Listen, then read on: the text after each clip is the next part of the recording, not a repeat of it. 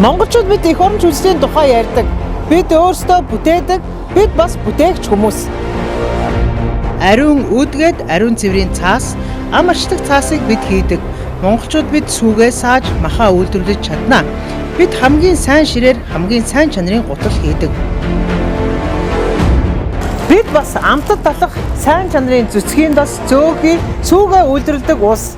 Мөн хөлсний ногоогоо тариалж, буудаага тэрэмдэж, мал аж ахуйгаа дагж махаа бэлтгэдэг, дотоодынхоо хүнсний хэрэглээр хангаж чаддаг ус. Дэлхийд хүртэл оюун ухаанаараа гайхуулж, Чингис хаанаараа бахархдаг ус. Бид бүтээлч ард түмэн, бүтээгч Монгол билээ. Бидний нэвтрүүлгийн цэцэг ийм л хүмүүс.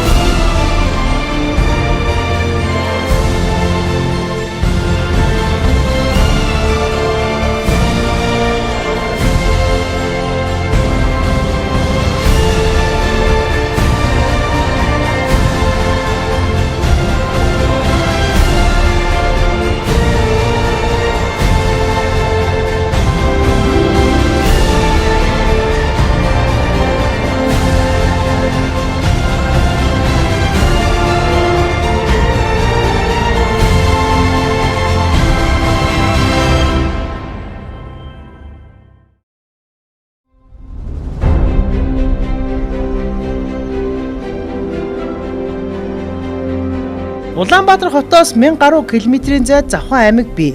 Дээхэн үед Завханд очихын тулд бүтэн 2 өдөр автомашинтай нөхөд зам туулдаг байлаа. Харин одоо Завхан руу зорьсон хүн онгоцоор 2 цагийн дотор автомашинаар 14 цаг давхиад очино. Энэ бүхнийг хийж чадсан хүн бол Завхан аймгийн засаг дарга Батзайхан. Түүнийг Хаан банкны захирал, Төрийн банкны гүйцэтгэх захирал гэдгээр нь олон хүн таньдаг. Тэр бол улсдаа урдаа барьдаг банкир. Гэхдээ банк санхүүгийн салбараас хөндийж өсөж төрсөн нутгаа удирдах байна. Батзайхныг засаг дарга болгоно гэж сонгуулийн урайгаар түүний багийг нутгийн олон шууд дэмжсэн. Итгэлийн ч нутгийн хүү алдаагүй. 16 зарцсан барилга, 20 гаруй жил хүндхэн байсан загастай даваа, досон цэнгэл улайстан замыг ашиглалтанд оруулж, баруун хязгаарт бүтээн байгуулалтыг сөндөрлүүлж чадлаа. Өнөөдөр Завхан аймгийн 15 сум ханаасаа халуун хүүтэн усаа авч ахуй амьдралд нь эрс сайжирсныг хэлж байлаа. Улаанбаатар хотож байхгүй спорт цогцлбор хөгжим бүжгийн театр гээд завханчууд ямагт оюуны хөрөнгө оруулалтаар тэргүүлж байна. 3 км-ээс усаа татдаг байсан сумынхан гэрийнхээ ханаас усаа авч уудаг болсон гээд Батзайхан даргын үед завхан хурдтай хөгжижээ. Банкир хүн, нутгийн хүү завхныг сайхан болголоо гэж өвгөд ам сайтай байна.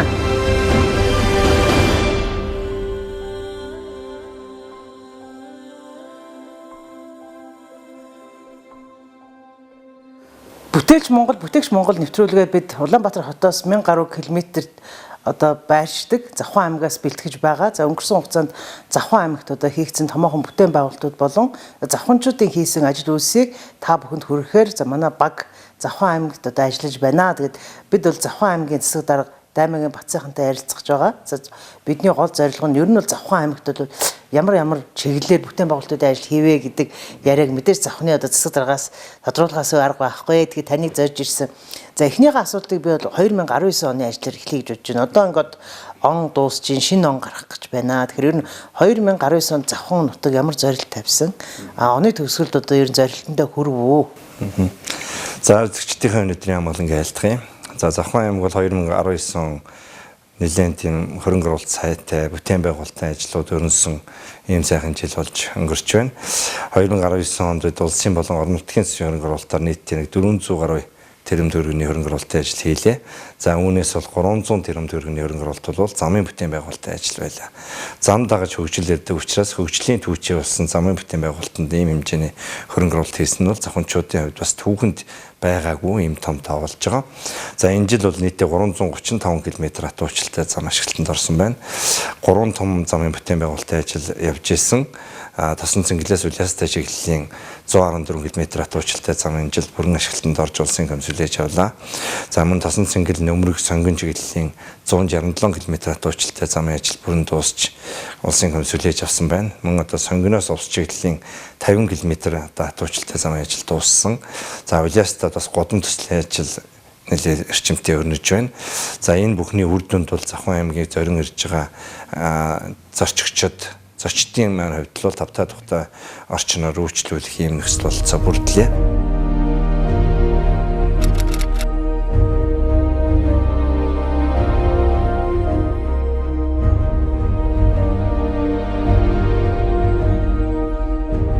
Тэгэхээр олон жил ярьсан бас Завхны одоо зэрэг Загсаан даваанд ирж байна л да. Тэгэхээр ер нь бол бас манай жолооч нарс их амтаа даваа гэж хэлдэг. Нарийн даваа гэдэг бас олон цаг туулдаг тийм ээ. Одоо хамгийн хүнд зам ер нь одоо манай Монголын хамгийн бас хүнд даваануудын нэгд ордог.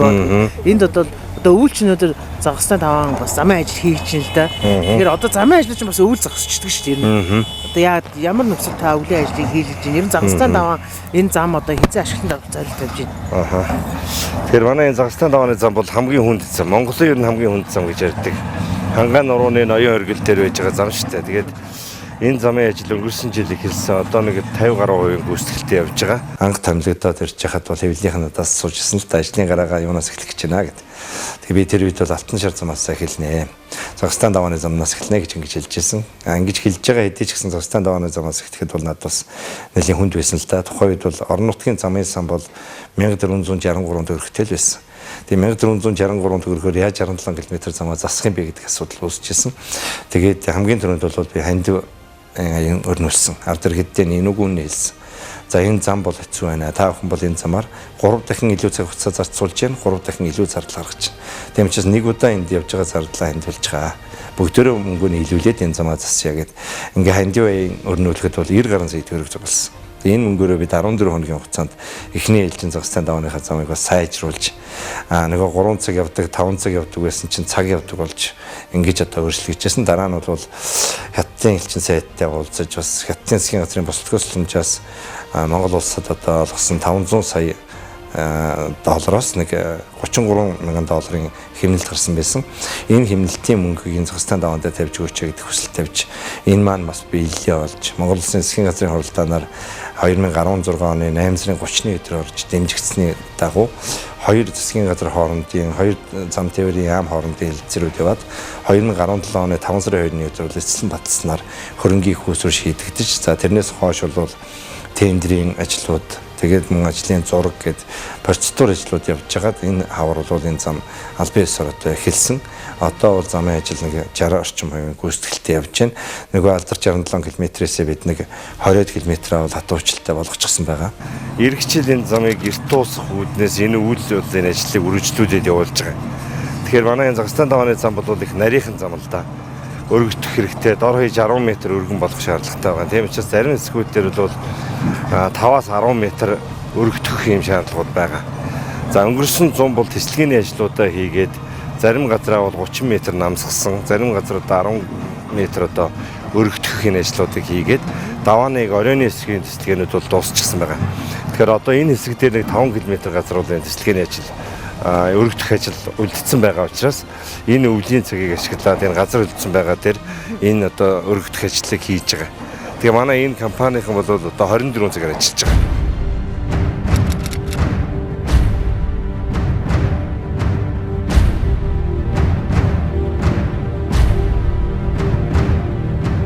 Тэгэхээр манай Завхан нутаг бол маш олон гол мөрөнтэй, нуур тойрон олонтой.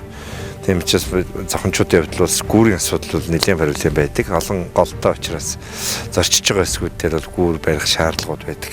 Тэгэхээр энэ ширээгийн голын гүүр гэдэг бол энэ цагаан хайрхан сумын нутагт дэрсгэр байгаа. За энэ гүүр бол Нөөрхөнгөө баян онгор гоолтай. Тэгээд Завхан аймгийг холбосон одоо төв зам. Тэгээд манай аймгийн урдлын дөрвөн сум буюу Цагаанчлуутай, Цагаан хайрхан, Шилүүстэй отхон сумдад одоо хүрдэх гол хэсэг байгаа. Тэгээд энэ гүүрийг барих тухай санаачлага бол одоогоос 10 гаруй жилийн өмнө гарч 10 гаруй жил одоогоос энэ гүүрийг хөсөн хүлээсэн, мөрөөдсөн юм зүйл байгаа. Тэгээд өнгөрсөн жил улсын төсвийн хөрөнгө оруулалтаар 2.2 тэрбум төгрөгийн одоо хөрөнгө оруулалтаар энэ гүүр баригдаж ашиглалтанд орж байгаа.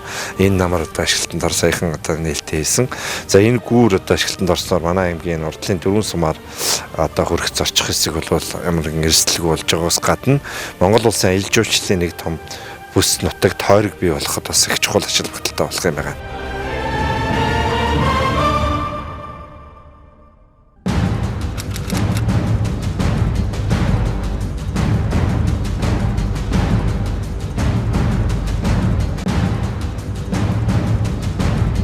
За мөн одоо Завхан аймаг түүхэндээ анхудаа бас доноо нисэх онгоцны буудлаа хатуу уучлалтай зурвастай болголоо. Шорон зурвастай байсан учраас бас төдийлэн онгоц буудаггүй, буувал ганцхан л онгоц буудаг. Тэгээд бас тээврийн зардал их өндөртэй байсан. Энийг хатуу уучлалтай зурвастай болгох ажлыг бол нэг 10 гаруй жил ярьсан байдаг. Энэ ажил бол энэ жил ийлээ болж бүрэн одоо хатуу уучлалтай болсноор Завхан аймагт ирдэг онгоцны нислэгийн тоо бол урд өмнөхөөс эрс нэмэгдсэн. За мөн нислэгийн хугацаа бас багассан байгаа. Хүн дагаврын бас тэрэлтэд онгоцууд явдаг болсонтой холбоотой хуучин бол 2 цагнаас чурдаг байсан бол одоо нэг цаг гаранхан төрдөг болж байгаа. За зорчигчдын хувьд бол бас нислэгийн үн тариф хямдарсан. Хуучин бол 320 мянган төгрөгөөр талдаа нисдэг байсан бол одоо хамгийн багадаа бол нэг 156 мянган төгрөгөөр талдаа нисэх гэх жишээний. Өвлийн аялал жуулчсан хөгжүүлэх бололцоотой одоо бол манайх 5 дахь өдөр онгоц бууж байгаа, 1 дахь өдөр бууж байгаа, 2 дахь бууж байгаа, 3 дахь бууж байгаа. Тийм учраас 5 дахь өдөр одоо Завхан буугаад тэгээд хагасаа бүтэн сайн сайхан аялаад 1 дахь өдөр буцаад нисчих юм болцоо бас хүмүүст бол үлдчихэж байгаа юм байна. Та сая хэллээ л дээ. Ер нь Завхан нутагт бол дэд бүтцийн салбарт томоохон хөрөнгө оруулалтад хийлээ гэж. Тэгэхээр нөгөө манай монголчууд хэлдэж зам дагаад хөгжил ирнэ гэд. Тэгэхээр өндөө Завхан бас хэцүү байсан үед би ер нь Завхан руу явъя гэхэд 2-3 хондог тэмээ үйлчлэгээ бас авчирхад хэцүү. За тэгээд онгоц байхгүй. Тэгээ одоо нислэг бол дуусна одоо 7 хоногт 3 нисдэг гэж байна шүү дээ. Тэгэхээр ер нь одоо бас Завханыг зорж байгаа ер нь бол одоо хөрөнгө оруулалт жуулчид тийм ээ хүмүүсийн тоо ер нь хэр нэмэгдсэн бэ?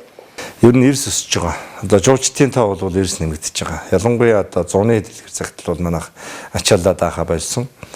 Завхан аймаг бол аялал жуулчлалтай суурилж хөгжсөн аймаг болно гэдэг зорилтыг бид дэвшүүлсэн. За энэ зорилтын хүрээнд бол 2017 онд нүүдэлчдийн соёлын наадам гэж томоохон арга хэмжээ зохион байгуулж Завхан нутгийн уул ус, байгалийн онцлог, тэгээ нүүдэлчин монголчуудын өв соёл бол энд байна шүү гэдгийг бид бас дэлхийд дахинд харуулсан. За энэ ажлын үр дүнд бол жилд ирдэг аялагчид, жуулчдын тоо бол эрс нэмэгдэж байгаа. Зуны цагтл бол манай зочд буудлууд, хоолны газрууд бол маш их өндөр ачаалтай болсон.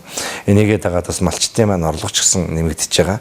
За авт тээвэр болоод агаарын тээврийн хувьд бол бас нөхцөл байдал сайжирсантай холбоотой ирдэг, аялдаг, тэгээд томилтоор ажилдаг хүмүүсийн тоо бол эрс нэмэгдэж байгаа. Энэ жил бас авт тээврийн төвөө шинэ байртай болгосон. Энэ маань бол ялангуяа зорчигчдын маань хувьд бол тавтай тухтай орчноор үйлчлүүлэх юм нөхцөл бололцоо бас нээж өгсөн бас нэг давуу тал болж байгаа.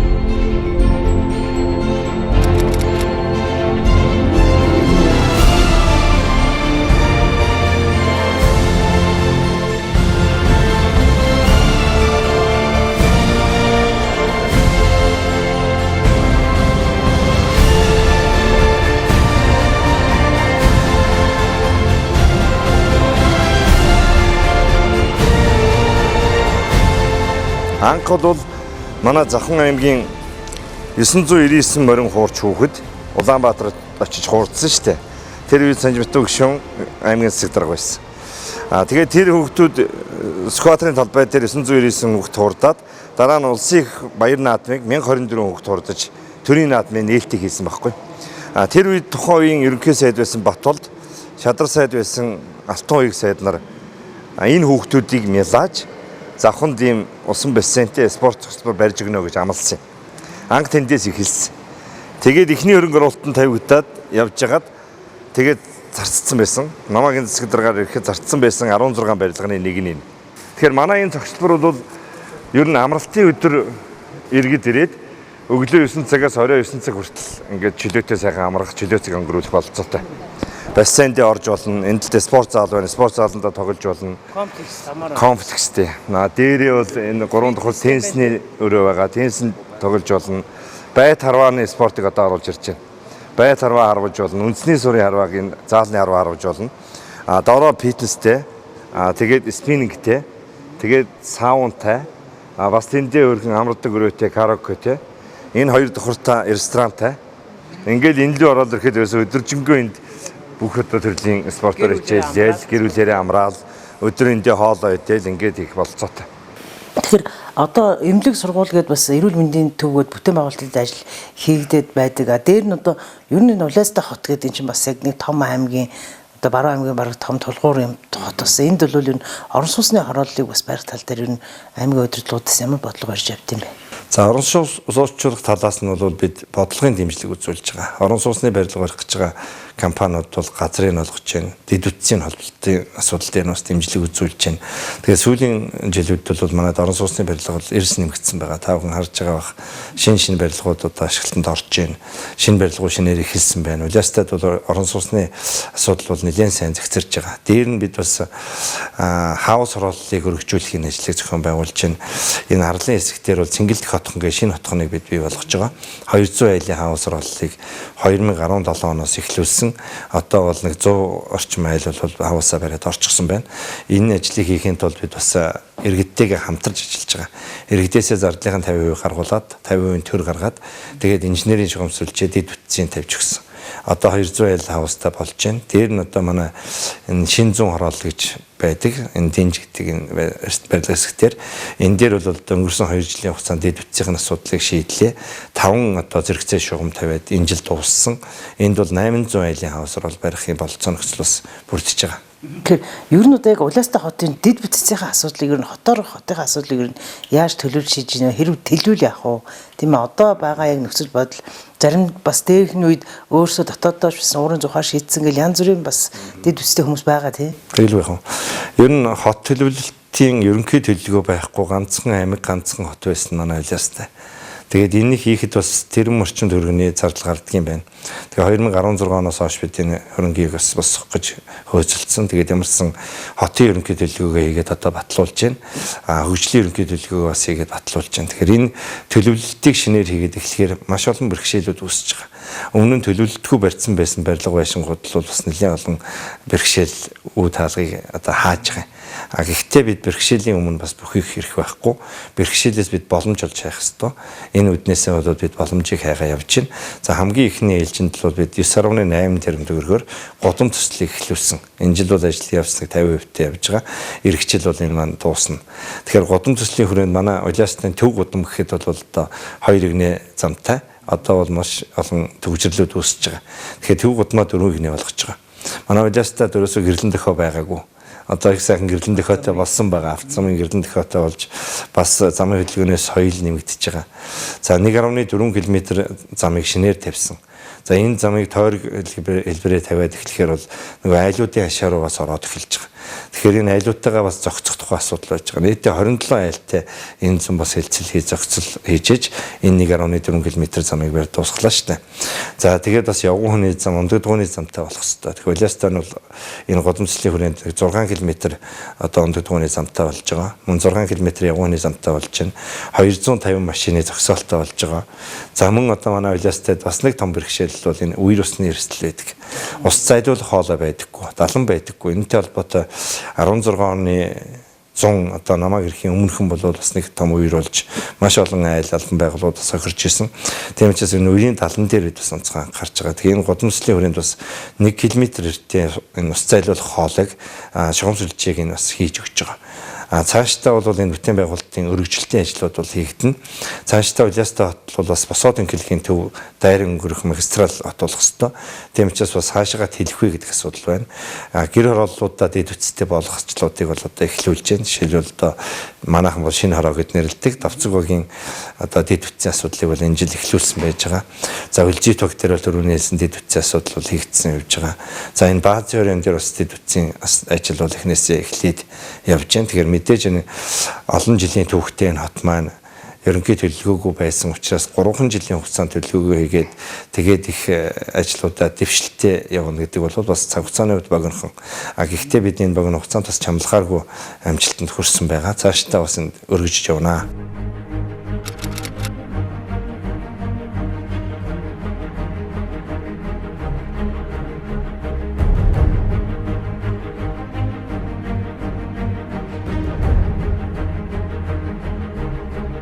Ер нь малчтын хувьд хамгийн том асуудал бол хүүхэд нь нэгдүгээр ангид орохоор хүүхдээ өөх газар байхгүй. Тэгээд нэлх хүүхэд юм гээд тэрийгээ дагаж гэр бүл нь хоёр хуваагддаг.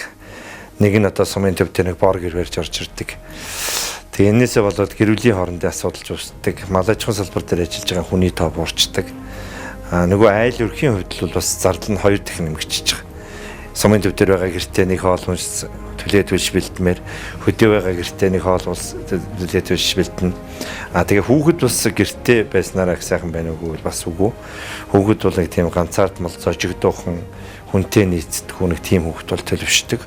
Тэгээд ирээдүйдээ том болохоор бас нэг тийм нийгэмшиж чадахгүй хүн болж төлөвшөд байгаа.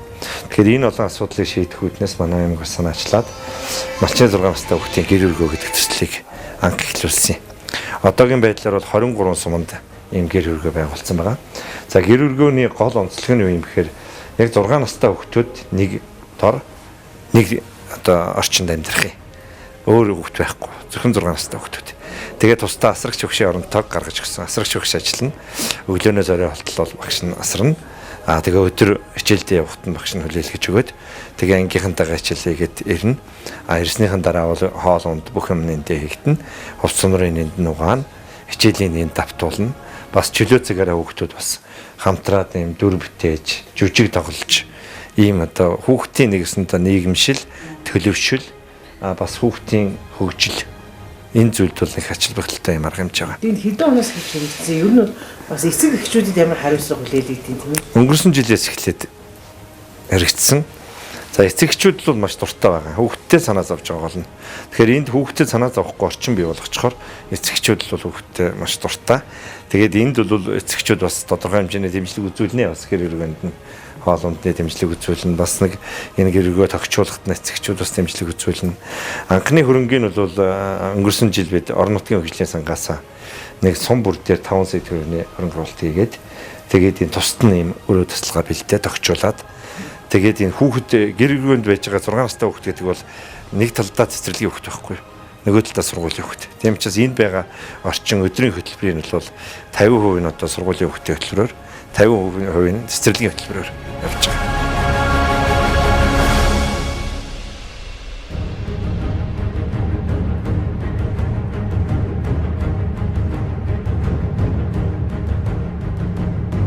Энэ жил ер нь бол завханд их сайхан үйл болж байгаа шүү байна. Тэгэхээр нөгөө мал аж ахуйн салбарыг одоо завхнаас ирж салгахын аргагүй байдаг. Тэгээд ер нь үйлчлэл хэр байна? Ер нь бол завханд малын тоотлогоо хэрэг нэмэгж гин. Одоо ингээ хавар болно, бас төл мал гээд ер нь бол одоо хөдөөгийн хамгийн одоо нүсэр ажил байгаа шүү дээ, тийм ээ. Тэгэл байх уу. Ер нь манай аймаг бол мал аж ахуйдаас суурилсан аймаг. Тийм учраас мал аж ахуйн салбар бол манай үндсэн салбар. Бид бас сайн малчин гэдэг хөтөлбөр хэрэгжүүлж байгаа. За энэ хөтөлбөрийн хүрээнд малчтаа хөгжүүлэх, малчнаа үйлдвэрлэгч болгох, малчтаа бизнесмен болгох.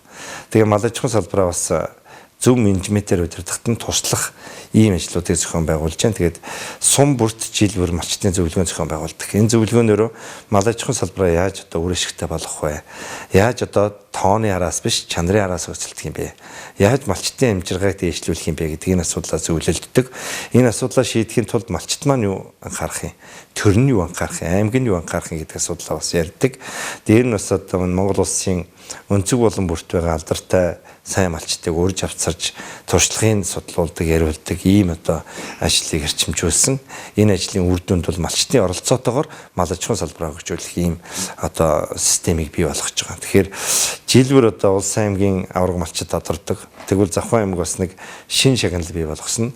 Эхтлэгийтэй ээлтэй сайн малчин гэдэг ийм шагналыг бий болгосон. Тэр нь ямар вэ? За энэ шагналыг авах хүн бол байгаль дэлхийгээ хайрладаг, хамгаалдаг, байгальдаа зохистой үйл ажиллагаа явуулдаг.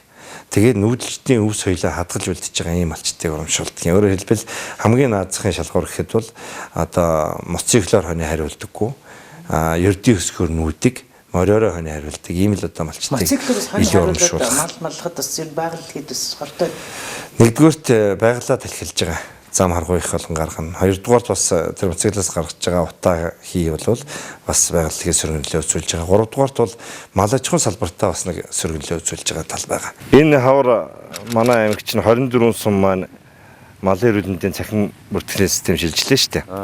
Тэгээ номын худалдааны төвтэй гэрээ хийгээд энэ тосон зингэлд хонь авч эхэлсэн. За тэгэхэд бол манай энэ хавийнхан малаа авчиж өгч байхад харж яхад нь бол ер нь мориор хонь хариулдаг айлын хонь бол нэг ир хонь бол цэвэржин 30-аас 35 кг татж байгаа. Мотоциклаар хонь хариулдаг айлын ир хонь бол нэг 20-аас 25 кг татж байгаа. Тэгэхээр мориор хариулах, мотоциклаар хариулах хоёрын ялгаа нь бол нэг ир хонь дээр 10 кг-ийн зөрүү гарч байгаа байхгүй. Техникээр хөгжсөн мал чинь тэр жилээ тарах хүч авдаг юм шүү дээрээс. Муу тарах хүч авна. Тэгээ техник жирээс малын тохиг алдуулаад байдаг байхгүй. Сигналдаа хөөгөл үргээчих дээр чинь нөгөө сайхан идчихсэн мал чинь нэрээс. Тэгээд тохин алдчихдаг. Манай аймаг бол одоо энэ засгийн газрын тогтоолоор хэмжээд үзэх юм бол их уул тосон цэнгэл баян тисгсэн сумууд бол цагаан зуудын байдалтай байна гэсэн энэ ангилалтай байна. Тэлмэн баян хайрхан тис сумууд бол зодорхуу байна гэсэн юм ангилалтай. Тэгэхээр энэ зодтой болон зодорхуу байгаа сумуудаа багуудаа бол бид аймгийн өсдөж жилийн нөөцөөсөө өвсийг 50% үнээр тэжээлээ 50% одоо хямдралтай үнээр малчны хотод өргөж өгсөн. За нийтдээ нэг 80 гаруй тонн өвс, нэг 70 гаруй тонн тэжээлийг малчтын хотод сая хүргэж өглөө. Өнгөрсөн хавар бид нар малын эрүүл мэндийн цахим систем гэдэг энэ системийг Монгол улсад анх удаа 24 сумдаа нэвтрүүллээ шүү дээ. Энийг хийхдээ бид 24 сумд болсон малчтын зөвлөгөөнтэй танилцуулга хийгээд энэ малын эрүүл мэндийн цахим системд Завхан аймаг нэвтэрж орох уугүй юу гэдгийг малчтаас асуусан. Нийтдээ 5700 гаруй малчд оролцож ер нь энэ системийг нэвтрүүлэх нь зөв юм а гэж утсан. Тэгээ энэ системийг нэвтрүүлээд эхлэнгүүт бид нэг суманд нэг 10 сая төгрөгийн тоног төхөөрөмж өгөх хэрэгтэй болж байгаа. Энийг аймаг шийдэж өгөөд дээр нь сургалтуудыг хийж өгөөд 3 төрлийн мэдээллийн бааз үүсгэж байгаа. Бэлчээрийн мэдээллийн бааз, малын одоо гарал үүслийн мэдээллийн бааз, тарилга туулга вакцинжуулалтын мэдээллийн бааз гэдэг. Тэгээ энэ бүхнийг хийгээд малчид малдаа перх зүүн, тэр перхын чиптэй, тэр чипийг хаанаас ч уншуулсан энэ бол энэ аймгийн энэ сумын малчин тэрний малаа. Гарал үүслийн тодорхой онлайнаар гарч ирнэ. Дээр нь энэ мал бол ийм өвсдөж ургамал идчихсэн тэр тусмаа хэдэн төрлийн эмийн ургамлуудаа идчихсэн мал гэдэг нь гарч ирнэ.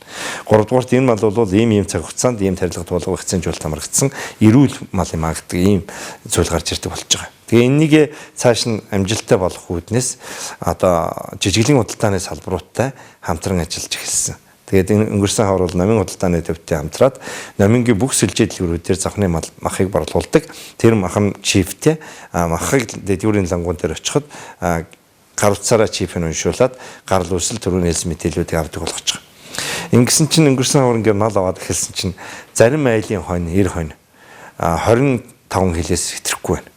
Зарим айлын эр хонь 30-аас 35 хил болж байна. Ялгаа нь юу вэ гэдээ аваад үзэхээр уулын цагамдуухан байдаг мориор хонь хариулдаг айлын эр хонь бол 30 хилээс буухгүй байгаа. 30-35 таа. Мотоциклаар хонь хариулдаг айлын эр хонь бол 20-25-аас илүү гарахгүй. Тэгэхээр мотоциклаар хонь хариулахын нэг том сөрөг тал бол энэ малын ашиг шимийг бас оруулж байгаа. Энийг бас малчид ойлгож байгаа. Анхны бод сумын сектор голчоод над дээр нэг орж ирсэн. 16 оны үйл үү? 11 сар төлөө. Тэгсэн за яасан ямар проблем байна гэсэн. Гэхдээ дарга эрэг жилийн үндсэн чиглэлд нэг усны машин нийлбэл шийдэж өгч гэхгүй. Тэгээ би яг энэ тлийн нарийн амьдрал бас мэдэхгүй. Гэхдээ усны машин нар яадгийн чи гэсэн. Гэхдээ манай сумчирээс 3 км цаанаас усаа зөөдөг штэ. Тэгээ ганц ус зөөдөг машин одоо эвдрээд явах байсан. Шинэ машин лахгүй бол энэ сумын ард иргэд усгүй болчиход байна гэж. Тэгэхээр нь тэгсэнгүй. Заавал тэр чинь тэгж байгаа юм шаардлагатай. Сум дээр чинь худаг гаргая л та. Гэхдээ манай сум дээрээс гардгүй юм гинлээ. Гэхдээ яага гардгүй гарч л таарна шүү дээ. Тэгээд нэг 20 сая төгрөг шийдэхгүй. Тэгээд энэ сургуулийн хажууд яг энд нэг худаг гаргасан. Тэгээд энэ худаг гаргаад дээж нэг лавртаа төгсөн чинь усны чанар маш сайн гарсан. Тэгээд л нэг худагаараа туулсан чинь өдөр тоон ус гараад ундраганд дошчдаг. Тэгээд энд нэг усан сан хийчээ тоон усаа татчихдаг. Тэгээд энэ хүмүүс эндээс ус авдаг гэсэн байхгүй юу? Тэгээд нөгөө зөөдөг гадраасаа нэг хэсгэн зөөгөл. Тэгээд дараа жил нь энд ахиж мөнгө гаргаж иж ахиж энд худаг гаргаад. Тэгээд энэ худаг нь харин ундрах сайтай гарсан. Тэгээд нэгдсэн халаалтыг хийж өгөө. Халаалтын шугамтай хамт усныхын шугамыг хийгээсэн байхгүй. Тэр Улаанбаатарт их төвлөрөл үүсчээд одоо тэнд маш олон асуудал байна шүү дээ. Төвчрлээс өсвөлээ тий. Тэгэхээр чинь хөдөө байгаа энэ сайхан зах газараа сайхан амьдрах хэрэгтэй байхгүй. Энд хүмүүсийг сайхан амьдруулахын тулд хоёр л юм шийдэх хэрэгтэй юм шиг байгаа. Миний бодлоор бол. Нэг нь бол энэ байхгүй юу? Яг хотод байгаатай адилхан амьдрах орчныг бий болгоод гэх юм бол хүн бол хот руу явах шаардлага байхгүй. Нөгөөх нь энд ажил байх хэрэгтэй байхгүй юу? Тэ? Ажлын байр. Энэ хоёрыг шийдчих юм бол хотод байгаа нөхдүүд бол буцаал ирнэ. Тэгэхээр ямар ч гэсэн эхний ээлжинд энэ амьдрах орчныг шийдэх гэж бид энэ нэгдсэн халаалт бас нэлээд өртөгтэй л дөө. Нэгдсэн халаалтанд хийгээд байгаа. Одоогоор 24 сумаас 15 сум нэгдсэн халаалтаа болцсон. Нэгсэндээ 15 сумд очиход яг эднийх шиг айлууд олон болцсон гэсэн үг байхгүй юу? Тэгээд зарим сумууд л ингээд нэгдсэн халаалтаа хийчихэд тусад нэг юм газар гаргаж байгаа. Тэр газар руу ингээд шугамд чөгж байгаа. Тэгээд энд бол дандаа хаус оруулуулгая. Та газар аав 0.7 газар аваа тэрэн дээр хаусаа барьчих. Тэгээд бохирийн асуудлыг шийдчихнэ. Цэврийн асуудал халаалтыг шийдчихээр та Улаанбаатарт амьдарч байгаа хүнээс юу гарлах юм? Яг одоо хотод амьдарч байгаа юмтай адилхан. Ийм нөхцлөөр амьдрын шүү. Тэгээд ингээд хаус оруулалт үүсгэж байгаа. Та ч одоо хаан банкны захирал, за төрийн банкны захирал тэгээд ер нь бол хотод одоо ажил хийгээд тэгээд завхан нутагтаа яг босож ирээд ингээ ажиллахад ер нь бол танд нутагч нь яг ямар дүр төрхтэй харагдсан. Одоо та ингээ суурин бар 3-4 жил ажиллаж та ч өөрөө бүр завхны унган хүн тийм ээ. Тэнгэр газар шиг байна гэдэг шиг байсан уу? Яг би чинь завхнаас Улаанбаатар руу тамилтаар ажилласан гэж өөрийгөө боддог шүү дээ. Их сургууль төгсөөд 1994 онд сангийн ам төвлөгчхад тэгээд орхичхоо нутагтаа ирж ажиллаж байсан шүү дээ. Тэгээд энд 12 жил ажиллаад тэгээд бас банкныхаа шугамаар Улаанбаатар руу явсан. Тэгээд Улаанбаатарт бол бас нэг 12 жил ажиллаад тэгээд буцаж ирж байгаа. Тэгээд мэдээч хэрэг хотын тэр том зах зээл дээр ажиллаж байсан хүн нэг аймаг төрөд ирэхэд бол арга барилын хавьч тэр хандлагын хавьч тэр ялгаатай зүйлүүд зөндөө олон байлгүй яг хөө. Тэгээ яг хөө миний тэр 10 гаруй жил бас банкнд ажилласан ажлын маань үр дүн тэндээс авсан одоо мэдээлэл мэдлэг туршлага энд бол маш их болсон. Ялангуяа би хаан банкнаас бол маш их юм авсан гэж боддог шүү дээ. Хаан банкнд ажиллаж байхдаа би бас 2 бас онцлог түүхийг туулж харсан гэж боддог. Хамгийн ихнийх нь бол бид салбарын захирлаас гүйс захирал хүртэлх бүх албан тушаалд ажилласан хүн бол би байгаа. Өөр тийм хүн байдгүйг бас мэдэхгүй байна. Тэгэхээр бүх шатны албан тушаалд ажилласан учраас бас тийм нэлийн туршлага суусан баг. Дээр нь бол бас хаан банкнд ажиллахдаа 3 орны захиралтай ажилласан маань 3 орны менежмент соёлоос суралцах сайхан боломж нэгдсэн. Энэ сурсан зүйл, энэ хүнтэй харьцах харьцаа, энэ соёл, энэ менежментийн арга барил бол энэ аймгийн удирдах явахад бол маш их хэрэг болж байгаа. Тэр нь тэр төрийн банк, хаан банк гэдэг энэ Монгол орнд яа сүлжээтэй энэ том банкуд ажиллаж байсны маань бас буян олон сайхан танилттай болсон, олон сайхан найз нөхдөд болсон. Энэ маань бас энэ ажлуудыг бүтээхэд бас том дэмжлэг үзүүлж байгаа. Тийм. Яагаад би нэг асуусан гэвэл та одоо ингээд хотод бол маш нэр хүнтэй банкир байсан шүү. Тэгээ одоо завхан засаг дарга болоод банкирийн баг гэж ямар баг одоо завханд тантай баг болж ирсэн бэ? Та энэ аймагаас төрийн албан хаагчтай авсан уу? Ер нь яг төрийн албан хаагч танд одоо шалгуур та ч одоо их дандаа том менежменттэй газрууд байсан шүү дээ. Төрийн албач бас арай ондоо юм шиг харагдаад тийм. Тэгэлгүй яах вэ? Яг Улаанбаатараас яг дагуулж ирсэн хүн бол байхгүй. Энэ завхан нутгийн хүмүүсийг л авч ажиллуулсан. Тэгэхдээ би ер нь залуучуудаа их төссөн шүү. Манай төрийн албан хаагчд ялангуяа энэ удирдлагын менежментийн багт ажиллаж байгаа хүмүүс залуучууд байна. Анх эхлээд энэ олон залуучуудыг тамилаад ажиллуулад эхлэхэд бол манай нутгийн ардын бас шүүмжилжсэн л да. Энэ юугаш имтэхгүй хэдэн хүмүүстэй яаж ажиллах юм бол доо гэж. Өнөөдөр бол одоо бүрэн хүлээн зөвшөөрсөн. Залуу хүн гэдэг бол бас хийдгийн байх шүү гэдгийг бас анзаарч мэдэрсэн юм амжил болж байна. Тэгэхээр залуучуудаа би их итгэл өгсөн. Бас залуучуудаа бас их зөв чиглүүлээд аваад явахыг хичээсэн.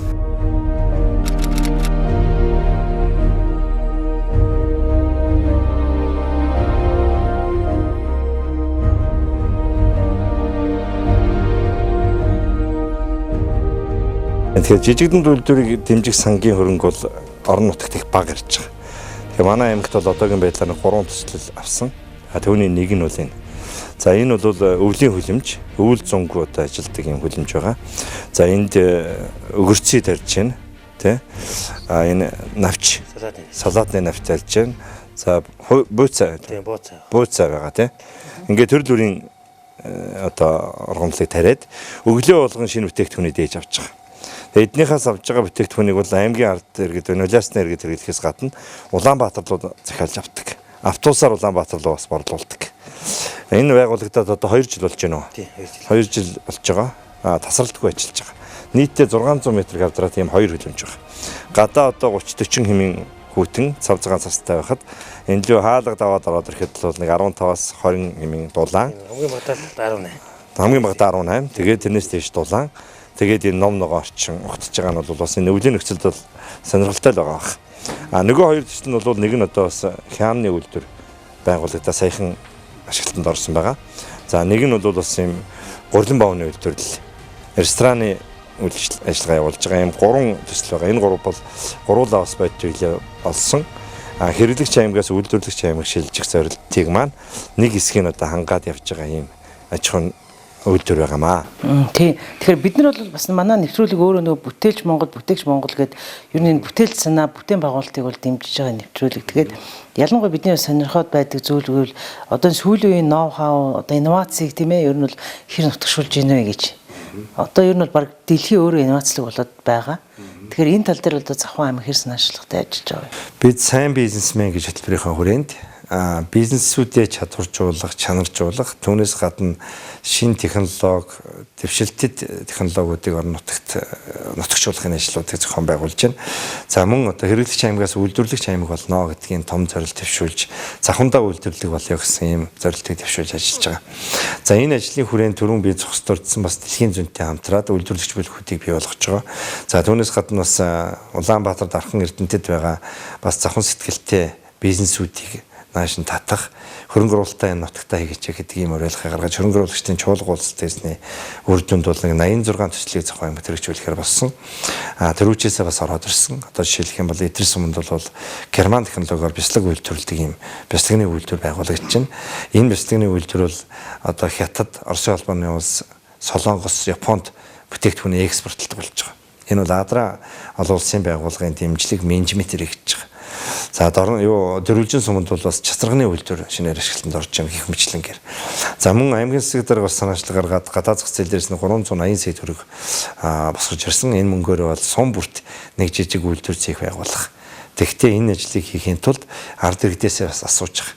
Иргэд маань манай сум ямар үйлдвэртэй болох юм бэ гэдгийг иргэд хилцүүлэхийгээ шийдээд ингээд бас сонгох төхөөрөмжөнд гартуулж өгч байгаа. Өчигдөр бид нар 7 суманд бас арьс ширн нэхий боловсруулдаг төхөөрөмж гартуулж өглөө. Ингээд сум бүр жижиг үйлдвэрүүд бий болж байгаа.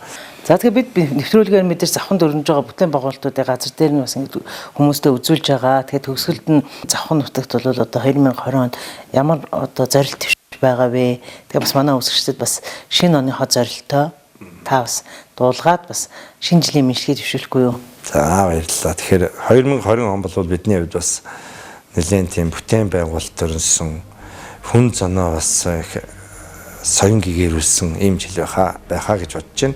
Хүүхдийн хөгжлийг нэн тэргүүн тавьсан ийм жил байх болов гэж бодож байна. Түрүүн бизнес аймгийнхаа бид 20 оныхоо зорилтуудыг тодорхойлсон үндсэн чиглэл төсөө боловсруулаад баталчихсан байгаа. Энэ л бол одоо нэг уламжилт хөтөлбөрүүд маань явна. Оюунлаг зохиомжууд хөтөлбөр сайн нэмж сайн багш, сайн малчин, сайн бизнесмен, сайн оюутан хөтөлбөрүүд маань үргэлжлэн явагдана. Хэрэглэгч аймагаас үйлдвэрлэгч аймаг болох тэр томоохон зорилт маань бас үргэлжлэн. За түүнээс гадна бас соёлын байгууллагуудаа илүү их идэвхжүүлсэн ийм жил болох байх гэж бодож байна. Спортын байгууллагуудыг бас нэлээд дэмжсэн ийм жил болно гэж ингэж харж байгаа. Эх жил бол бид бас сум бүр дээр бас спортын хөдөлгөөнүүдийг өрнүүлэх бах. Өнгөрсөн жилүүд бол бид бас үндэсний сурын спортыг хөгжүүлэхэд онцгой анхаарч сум бүрт одоо үндэсний сурын клубүүдийг байгуулсан, сургалтууд зохион байгуулсан. Үр дүнд нь бол 1600 гаруй одоо харваачтай боллоо. Энэ жилийн улсын их баяр наадмын үндэсний сурын харваанд Завхан нутгийн хүүхэд очиж одоо төрийн наадмын төрөв харваач боллоо шүү дээ. Гинхмэчлэнгээр энэ амжилт хариун ийм сайхан жил болно хаа гэж ингэж бодож байна. Өмнө хийсэн бүтээн байгуулалтын ажлуудаа дуусгасан, хөрөнгө оруулалтын ажлуудаа бас дуусгасан ийм сайхан жил болох бах. Цагаатан давааныхаа 67 км хатуучилтай замаа бүрэн дуусгаж энэ түүхэнд бас олон жил яригдсан хангаан нурууны ноён оргилыг давж байгаа энэ хамгийн хүнд бэрхшээлтэй хэсгийн замыг барьж ашиглалтанд оруулсан ийм бас том амжилт эднийх байх бах. Энэ утгаараа бол бас Улаанбаатартай 100% хатуучилтай замаар холбогдсон аймаг болно гэсэн ийм томоохон өөдрөг эерэг зорилтуудыг төвшүүлж байгаа. Тийм учраас би шинэ амжилтын эхлэл шинэ ном маань бол айл бүхэнд ад жаргал бэлгсэн, ажил үйлс нь амжилтаар хариуцсан, инээд хөөрөөр цалигсан их амжилтын жил байхын ерөөлийг өргөе.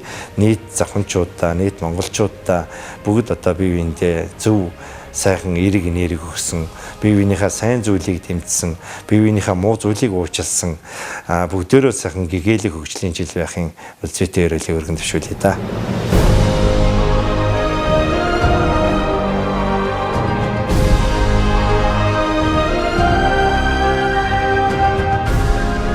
Холын замыг туул завханд бид очисон. Застай, хүүтэн, жиндүү өвөл энэ л нутагт дохиох. Хасах 50 градусын хүүтэн досон цэнгэл суманд эргэж хүүхдийн цэцэрлэгийн барилга цагдаагийн байгууламжаа ашиглалтанд хүлээн авчээ. Их уулынхан шинэхэн соёлын төвдөө шинэ жилээ хийж байна. Улаанбаатар хотын нэгч дүргэж байхааргүй тийм сайхан соёлын төв завханд л бий. Удахгүй 800 хүний судалтай хөгжимт бүжгийн театр үүдээ нээж улаастай хотод нэгднэ. Шулуухан хэлгээд завхныг улс төрчид биш банкирууд удирж байгаа болохоор 4 жилийн дотор бүтээн байгуулалт эд өрнөжээ. Завханчуудад Монгол ардын нам, ардс нам хамаагүй. Удирдаад хөгжүүлэх хүн хэрэгтэй. Өндөр богдын нутаг, очир ваны орон хөгжид дэвжиж байна. Холын завхан ойрхон болсон шүү.